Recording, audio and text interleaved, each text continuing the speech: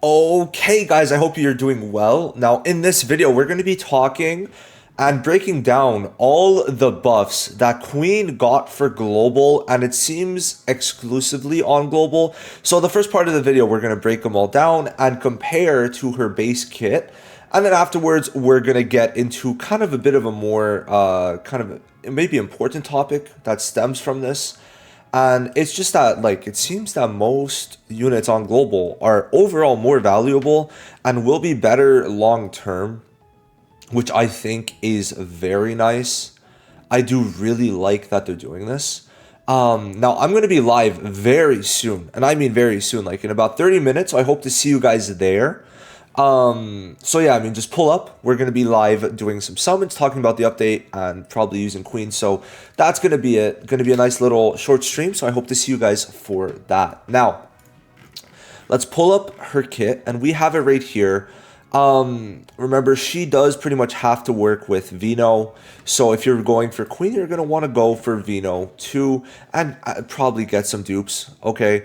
That's going to be something pretty important. Especially, I feel like for Queen, the main ones that you're going to want is the A5 and the A6, so keep that in mind. Now, let's start this off. S1 can now grant elemental debuffs. So, I'm not too sure. Okay, yeah, that's actually going to be pretty good if you do use the S1. I don't think you're going to end up using it too much, though, but it's still not bad at all.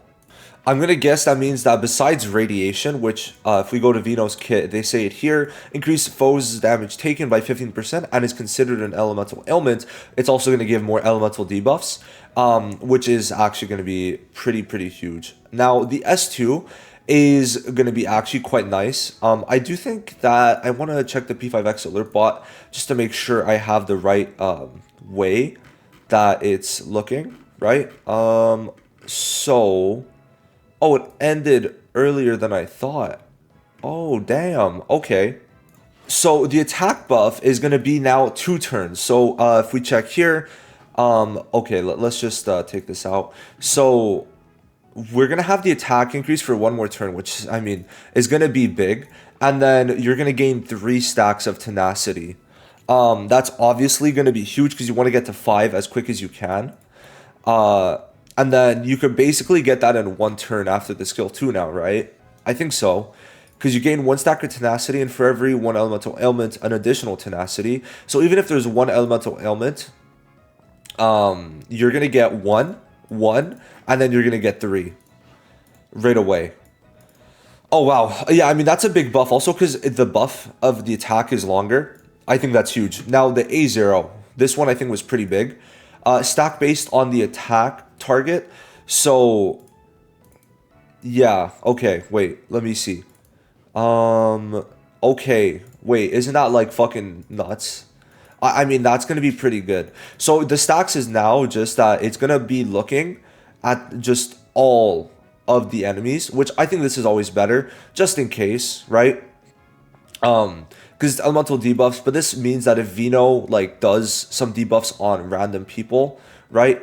I think that's going to be a lot better because, for example, if you use the skill 2, well, that's going to make it like if it's an AoE fight, well, now you're going to be able to check you're going to be able to check for all of the elemental debuffs or ailments based on all the enemies. So I'd say that could be pretty good. So definitely nice. I do think for me, the skill 2 is probably bigger. Now, the A1 is going to give bonus damage of 35% because why not? So you're going to get 50%. That A1 is crazy. 50% attack and bonus damage. Wild. And then, of course, the alt is now going to be 468% instead of 390%. So it's a solid 70% damage increase.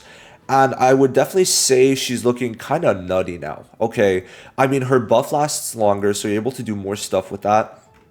And her alt being a solid extra 460 or like technically an extra 78% attack is gonna be huge, right?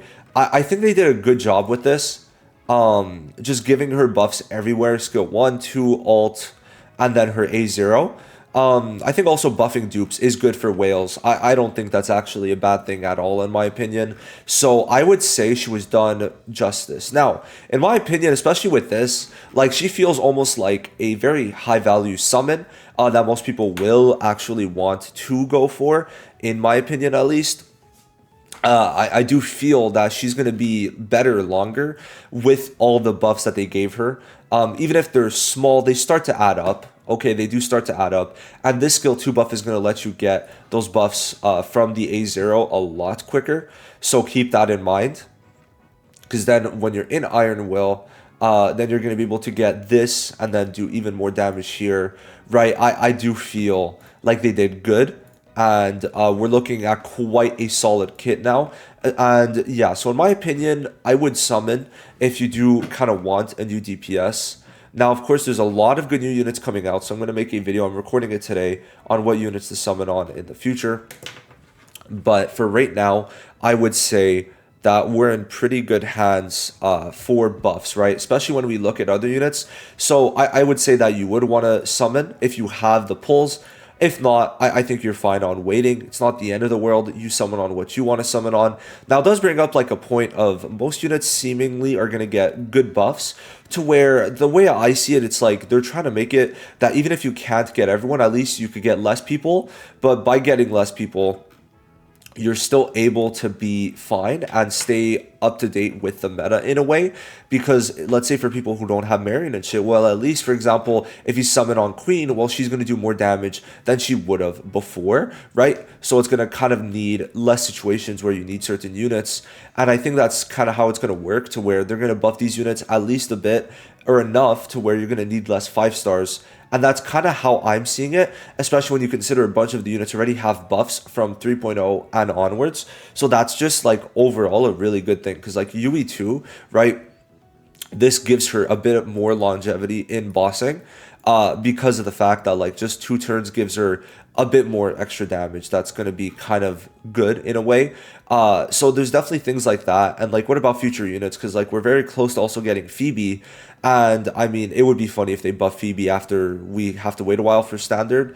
But then, you know, all these good units, right? What's going to happen? And then later on, I feel like, at least for me, I'm excited for Motoha. Like, they could go absolutely crazy on a Motoha. And what if they do some really good buffs for her and won't even need, like, her to be ran with Marion for her to really be good, right? Little things like that, I think we'll have to see how it ends up panning out. But I definitely think they could do a very good job with it. And just looking at the Queen buff, she's pretty high value now, so probably do summon on her. And, of course, I hope to see you guys for the stream. That's going to be very soon. Thank you guys for watching this video. If you got to the end, let me know what you think of Queen. I'll see you in the next one. Have a good day. Bye-bye.